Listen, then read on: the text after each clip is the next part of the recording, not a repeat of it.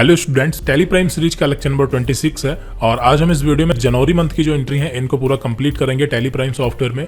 और पिछले वीडियो में हम दिसंबर तक कंप्लीट कर चुके हैं। यहाँ पर आप डे बुक में देख सकते हैं ये दिसंबर तक एंट्रियां सारी कंप्लीट हो गई हैं। ठीक है, चलिए वापस आते हैं और चलते हैं यहाँ पर ट्रांजेक्शन में, वाउचर्स में। और यहाँ पर सबसे पहले तो हम डेट चेंज करेंगे। डेट यहाँ पर अब की बार देखिए हमारी क्या होगी, जनवरी है तो यहाँ पर 1-1 डालेंगे और एंटर करेंगे तो यहाँ पर आप देखेंगे कि ऑटोमेटिक यहाँ पर जो है 1 जनवरी ईयर अपने आप चेंज कर लेगा, 2021 हो जाएगा। ठीक है, अभी तक हमारा 2020 चल रहा था लेकिन अभी ईयर जो है वो चेंज हो गया, 1 जनवरी 2021 हो गया है। ठीक है, जो कि फाइनेंशियल ईयर जो है वो हमारा वही है 20 से 21 तक। ठीक है, चलिए तो यहाँ पर ये हमने कंप्लीट कर लिया। यहाँ पर ये एडवांस कंसल्टिंग रेवेन्यू आ गया, इसको भी हम हटा देंगे। ठीक है, अभी पड़ा रहने देते हैं, कोई दिक्कत नहीं। चलते हैं यहाँ पर सबसे पहला क्वेश्चन है mister Verma paid office rent, यानी कि यहाँ पर इन्होंने जो है रेंट दिया है चेक द्वारा। तो वाउचर पेमेंट होगा, डेबिट में आपका रेंट हो जाएगा। तो यहाँ पर हम आर बटन प्रेस करेंगे और रेंट एक्सपेंसेस सेलेक्ट कर लेंगे। जो एडवांस कंसल्टिंग रेवेन्यू आ रहा था वो हट जाएगा। ठीक है, रेंट कितना दिया यहाँ पर देखिए 2500 रुपए दिया है और क्रेडिट में HDFC बैंक, और एंटर करते हैं और इस एंट्री को एक्सेप्ट करते हैं। अगला क्वेश्चन देखते हैं। अगले क्वेश्चन में mister Verma received 30,000 in cash from Ingro designer. ठीक है, इनग्रो डिजाइनर से 30,000 रुपए जो है नगद हमें मिला है। तो वाउचर यहाँ पर रिसिप्ट हो जाएगा। क्यों मिला है ये आपको पता होगा।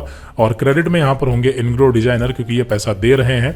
इनको 42,500 रुपए देना है लेकिन इन्होंने 30,000 रुपए अभी के लिए दे दिया है। ठीक है, और इसको हम एडजस्ट करेंगे इससे और एडजस्ट कर लेंगे। डेबिट में यहाँ पर आपका हो जाएगा HDFC बैंक, क्योंकि हमें चेक द्वारा पेमेंट जो है इन्होंने किया है। क्लियर है, आगे बढ़ते हैं, अगला क्वेश्चन देखते हैं। एक बार कंफर्म करते हैं। देखिए यहाँ पर जो है कैश द्वारा पेमेंट हमें मिला है लेकिन हमने बैंक कर दिया है, तो इसको अभी तुरंत सही कर लेते हैं। सही कैसे करेंगे, पेज अप की प्रेस करेंगे और तुरंत वो एंट्री एडिटिंग मोड में आ जाएगी जो हमने लास्ट टाइम की थी। पेज अप से एक करके हम ऊपर जा सकते हैं। ठीक है, यानी कि प्रीवियस एंट्री पे जा सकते हैं और यहाँ पर इसको हम कैश करके और एक्सेप्ट कर लेते हैं। या फिर इसको सही करने का दूसरा तरीका क्या था आपको पता होगा। डे बुक में चलते और यहाँ पर हम देखते हैं कि इस डेट में अभी तो फिलहाल 2 ही एंट्रियां की हैं और इसको यहाँ से एडिट करके हम सही कर सकते थे, जो भी डेबिट या क्रेडिट जो भी अमाउंट वगैरह चेंजेस करने थे।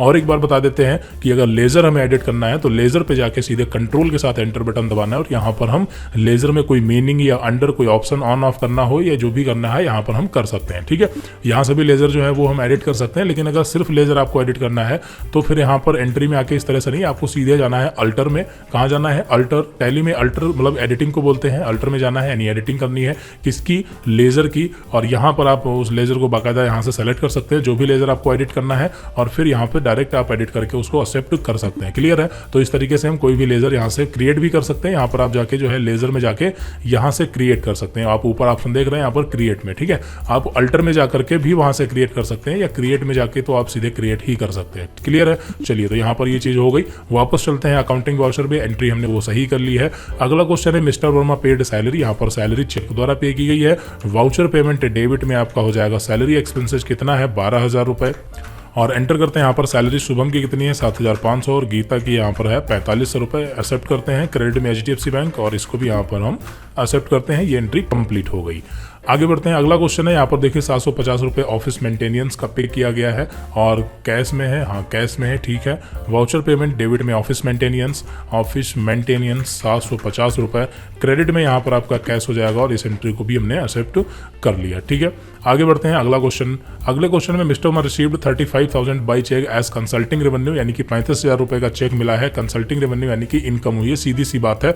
वाउचर रिसिप्ट हो जाएगा। अब ये एंट्रियां तो आप अच्छे से समझ चुके हैं, इसमें कोई दिक्कत वाली बात ही नहीं है। ठीक है, तो यहाँ पर कंसल्टिंग रेवेन्यू कितना चेक मिला है देख लेते हैं एक बार, 35,000 रुपए। ठीक है, 35,000 रुपए। देखिए बेसिक्स क्लियर होते हैं तो कोई दिक्कत नहीं होती है, सारी चीजें आपको आसानी से समझ आ जाती है। और ये 12 मंथ की एंट्री हम पूरा प्रैक्टिकली इसीलिए करवा रहे हैं ताकि जो है आपकी अच्छे से प्रैक्टिस हो जाए। ठीक है, जितनी अच्छी प्रैक्टिस होगी आप उतना ही अच्छी तरीके से वर्क कर सकते हैं बिना किसी गलती के। तो यहाँ पर देखिए डेबिट में HDFC बैंक था और इसको हम एक्सेप्ट करते हैं। ये एंट्री भी कंप्लीट हो गई। अगला क्वेश्चन है mister Verma withdraw 50,000 capital from firm by cheque, यानी कि मिस्टर वर्मा ने क्या किया है 50,000 रुपए जो है वो विदड्रॉ किया है चेक द्वारा। ठीक है, अब ये क्या है तो इसको हम चाहें तो विदड्रॉल में डाल सकते हैं। ठीक है, जो विदड्रॉ हम लेते नहीं हर महीने निजी खर्च के लिए 5,000, 6,000, 7,000, तो हम चाहें तो 50,000 की एंट्री उसी में पास कर सकते हैं पर्सनल यूज के लिए। लेकिन पर्सनल यूज के लिए हम उसमें इसको इसलिए नहीं पास करेंगे क्योंकि 50,000 रुपए की अगर हमें जरूरत है तो सीधे सीधे हम फिर कैपिटल से निकालेंगे। एक्चुअली में होता क्या है, देखिए आपको याद होगा कि हर महीने जब हम लास्ट में विड्रॉल करते हैं 7,000, 5,000 जो भी है मतलब अपने निजी खर्च खर्च के लिए। तो वो हम अलग इसीलिए करते हैं ताकि हमें पता चले कि एक साल में निजी खर्च के लिए हमने कितना पैसा लिया है, ठीक है, बिजनेस से कितना पैसा निजी खर्च के लिए लिया है, अलग इसीलिए करते हैं ताकि पता चले।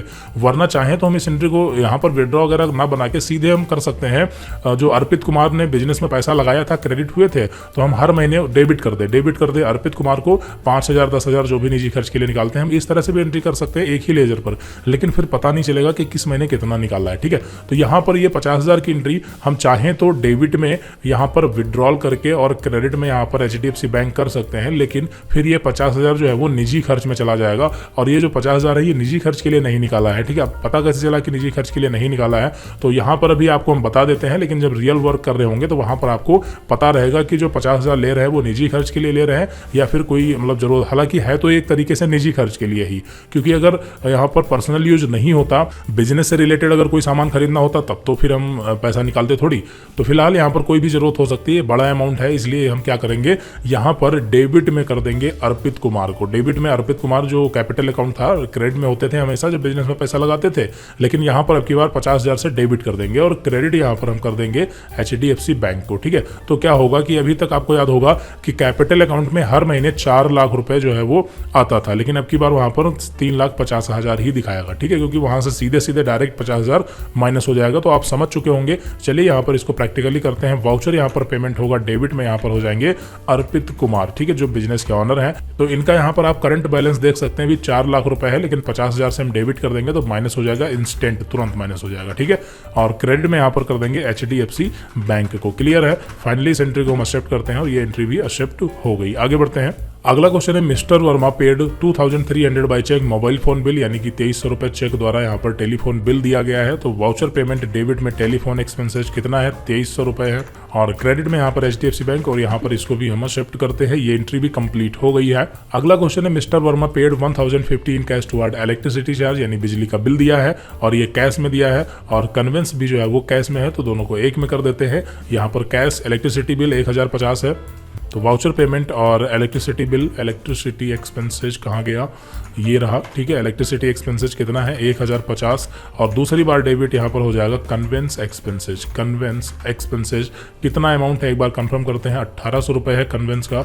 और क्रेडिट में यहाँ पर आपका कैश हो जाएगा, और ये एंट्री भी हमने कंप्लीट कर ली। फिर यहाँ पर लास्ट क्वेश्चन है, mister Verma withdraw 8,000 cash for personal use. देखिए यहाँ पर ये जो 8,000 निकाले हैं ये भी कैपिटल से ही माइनस होता है, लेकिन इसको हम तब तक टेम्परेरी बेस पर विड्रॉल में रखते हैं, जैसा कि आपको पता है, ठीक है। तो ये निजी खर्च के लिए निकाला है, तो ये इसकी भी एंट्री हम पास करेंगे। हालांकि जो ये 50,000 निकाला था कैपिटल से, ये भी मतलब जो है निजी खर्च के लिए ही निकाला था, लेकिन हो सकता है कि बिजनेस में 4 लाख की जरूरत ना हो, 50,000 रुपए लेकर के कोई दूसरा बिजनेस या कुछ अलग मतलब टाइप का खर्च करना चाहते हो, इसलिए 50,000 रुपए सीधे कैपिटल से निकाल लिए, ठीक है। मतलब बिजनेस की पूंजी को सीधे सीधे कम कर दिया 50,000 रुपए।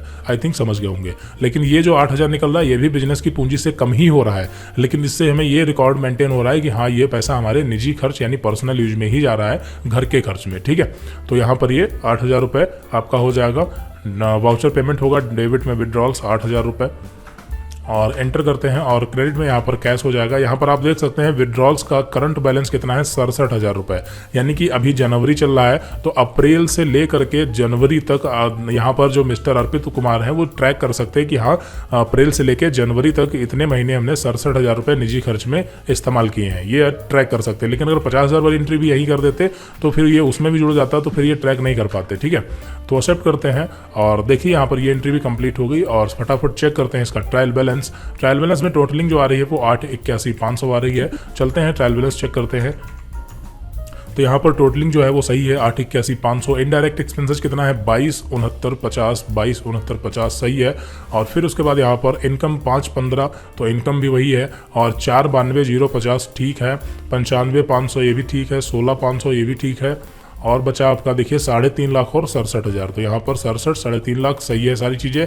कैश बैंक कितना है, 3,16,450, और यहाँ पर कितना है 3,16,450, 1,26,700, 1,26,700, तो सारी चीज़ें सही है। यहाँ पर ट्रायल बैलेंस सही है। तो जनवरी मंथ तक की जो एंट्री है वो कंप्लीट हो गई हैं। और जिसके बाद यहाँ पर आपका अगला जो मंथ है वो है फरवरी, और फरवरी की एंट्री हम अगले महीने देखेंगे। फिर यहाँ पर आपका इस कैश स्टडी 1 का लास्ट मंथ होगा मार्च, और मार्च के बाद यहाँ पर आपके सामने कुछ अलग टाइप की न्यू एंट्री होंगी जिसको हम बोलते हैं प्रोविजन एंट्री, डिप्रिसिएशन एंट्री और adjustment entry, other adjustment, closing entry, इन सभी को भी हम पूरा प्रैक्टिकली देखेंगे। और फाइनली इसका जो है क्लोजिंग बैलेंस रेडी करके ओपनिंग बैलेंस एक नई कंपनी में डालेंगे और नेक्स्ट ईयर की भी, नेक्स्ट फाइनेंशियल ईयर की भी एंट्री करेंगे। मतलब पूरा प्रैक्टिकल रहेगा।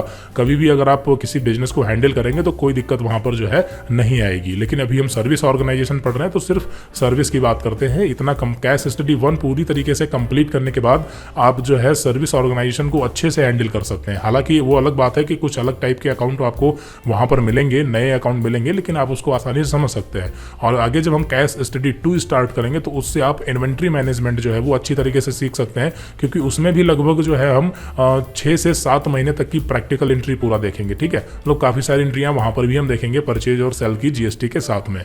चलिए तो फिलहाल इस वीडियो में इतना ही रखते हैं।